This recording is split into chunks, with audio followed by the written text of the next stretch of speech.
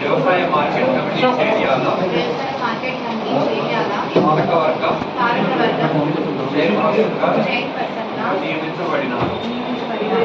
నేను నా పదవీ కాలంలో మార్కెట్ల చట్టం మరియు నిబంధనల ప్రకారం రైతుల శ్రేయస్సుకై మరియు వ్యవసాయ మార్కెట్ కమిటీ చేర్యాల అభివృద్ధికై నిస్వార్థతతో కృషి చేస్తానని దైవ సాక్షిగా ప్రమాణం చేయుచున్నాను.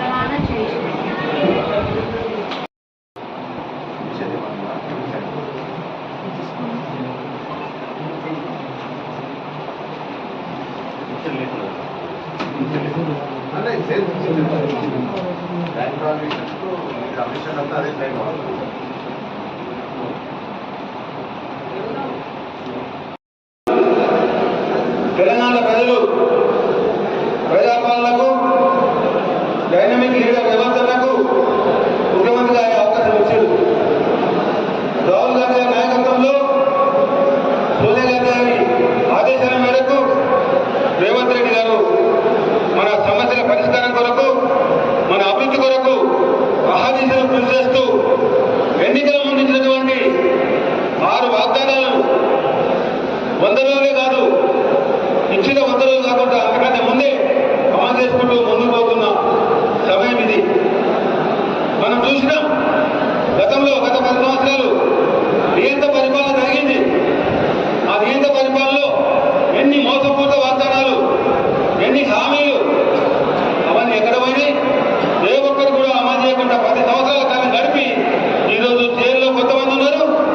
మరి ఎప్పుడు జైలు పోతామో, మా గతి ఏమవుతుందో అని చెప్పి ఆలోచించుకుంటా ఫామ్ హౌస్ లో కేసీఆర్ పట్టుకున్నాడు. ఈ రోజు కాకుండా రేపో మాపో కేసీఆర్ జైలు పోవాల్సిందే, చేసిన తప్పులు ఒప్పుకోవాల్సిందే, చేసిన మోసాలు ఒప్పుకోవాల్సిందే, శిక్షకు పడాల్సిందే. ఇప్పుడు అటువంటి వ్యక్తి 10 సంవత్సరాలు పాలన చేసి ముఖ్యంగా మన ప్రాంతానికి తీరని నష్టం, అవమానం, అనేక ఇబ్బందులు పెట్టాడు. నేను ఎంతో కష్టపడి 2005లో గోదావరి తీసుకొస్తే తపాసుపల్లి రిజర్వాయర్ చేస్తే తపాసుపల్లికి సగం నీరు తీసుకుపోతున్నాడు. అదేవిధంగా అడ్డుపాట్ల ఇక్కడ అడ్డుపాట్ల సోదరులు కుమారు, అదేవిధంగా శ్రీనివాస్, ఇక్కడ అడ్డుపాట్ల కమలాపల్లి సంబంధించిన వ్యక్తులు వాళ్ళు చూస్తున్నారు.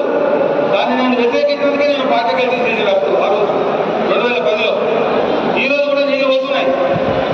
సాంక్షన్ అయింది చేయాలి నియోజక రైతులకు, అదేవిధంగా జనగామ నియోజక రైతులకు.